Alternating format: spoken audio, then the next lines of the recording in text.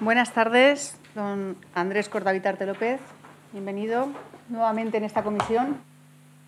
La labor del perito únicamente es establecer las causas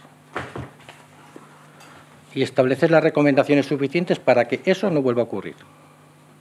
Todo accidente a posteriori, todos son evitables. A posteriori todo es evitable. Aprendemos de ello. Si no, seríamos unos verdaderos burros. No hacerlo así. Yo cojo sus palabras. Él dice que todos los accidentes se aprende y que a posteriori es muy fácil evitarlos. Entonces la pregunta es si en Valencia iba un maquinista a 80 km por hora y entraba en una curva que creo que estaba limitada a 40, resulta que él luego, como director de seguridad, se encuentra en Angrois una transición de velocidad que va desde los 300 km por hora hasta los 80, ¿no? Pues él ya sabía y conocía que puede pasar que evidentemente el maquinista se despiste o el maquinista tenga una llamada corporativa, como fue nuestro caso, y que lo que se hace es poner una baliza en ese caso, que con eso se evita el accidente. Pues evidentemente hubiera evitado el accidente, eso lo he dicho siempre, no en sede judicial, sino en cualquier sitio que me han preguntado. Si se hubiera previsto o que ahí iba a haber un determinado tipo de incidencia de esta naturaleza, no te quepa la menor duda que evidentemente pues alguien lo tendría que haber mandado que se programara. Esas balizas sí que se podía programar más cosas adentro, pero evidentemente nadie vio la necesidad. ¿Por qué? Porque nadie vio el riesgo que había allí en esa curva, de que no se respetara los 40 kilómetros por hora. Que es un tema, digamos, y se lleva su máximo recorrido y que es un tema probablemente de explotación, como acabas de decir que de alguna forma se está forzando un poquitín al maquinista para que vaya un poco más deprisa. No me consta. No se analizan bien las causas de los accidentes, da igual, al final como se va a culpar al maquinista, pues bueno, pues todos estos departamentos de seguridad y todos estos ingenieros, pues parece que no sabemos a qué se dedican, porque desde luego a analizar las causas no, porque se las hubieran analizado lo que pasó en Valencia, pues no hubiera pasado en Angrois, y seguramente lo que pasó en Valencia pues habrá pasado en otros sitios que ya se sabe de toda la vida que uno de los peligros que hay de un tren es que cuando llega a una curva pues descarrile, y para eso están los sistemas de seguridad de los departamentos. O sea, decir que es un fallo humano es un insulto a la inteligencia, pero por desgracia pues se lo compramos toda la sociedad. Pero vamos, decir que es un fallo humano es un insulto totalmente a la inteligencia. Pensaron que era suficiente porque a través de la casuística de accidentes o incidencias de ese trayecto vieron que no había ninguna. No hubo absolutamente ningún tipo de incidencia en esa curva, además. En esa curva ni en muchas de las curvas que haya 40 en toda la red, en la vuestra, en la nuestra y en todas partes. No se tuvo constancia. A la gente la engaña muy fácilmente, ¿no?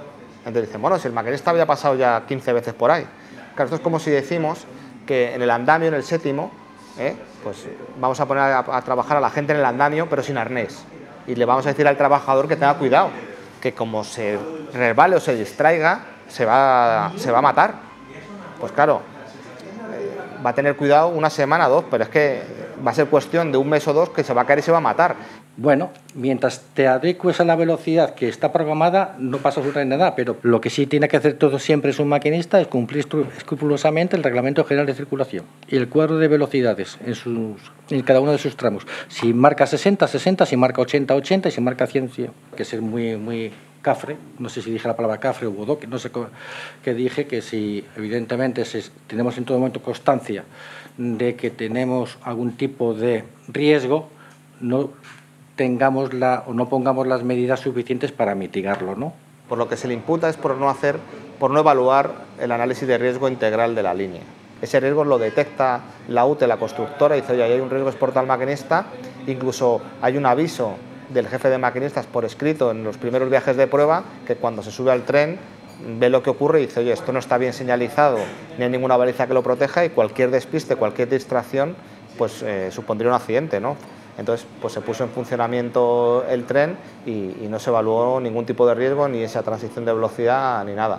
Y lo que ocurrió más adelante es que el director de seguridad de Renfe pidió a Adif que desconectara el sistema de seguridad porque generaba unos retrasos al salir de Ourense, y esto además ocurre un sábado en el que le manda un email y el mismo sábado Cortavitarte autoriza la desconexión. Entonces yo creo que la gran pregunta es si hay gente desde arriba que esté presionando a estos técnicos para que firmen cambios de proyecto o desconexiones de sistemas de seguridad porque generan retrasos, pues por otros intereses. Y luego siempre hay técnicos, que yo los llamo palmeros, pues dispuestos a firmar. Y claro, el problema es que si estos técnicos firman, como es el caso, creemos, del señor Cotar Bitarte y otros, si no pasa nada y no hay consecuencias y no pagan, pues al final, pues como no tiene consecuencias, pues volverá a suceder. En cambio, creemos que si se imputa, se investiga y se condena a alguien, pues la próxima vez un técnico, antes de firmar una autorización de puesta en servicio o desconectar un sistema de seguridad, pues mirará bien la legislación y se lo pensará 2 veces y le dirá al ministro o al presidente que lo firme él porque él no lo firma.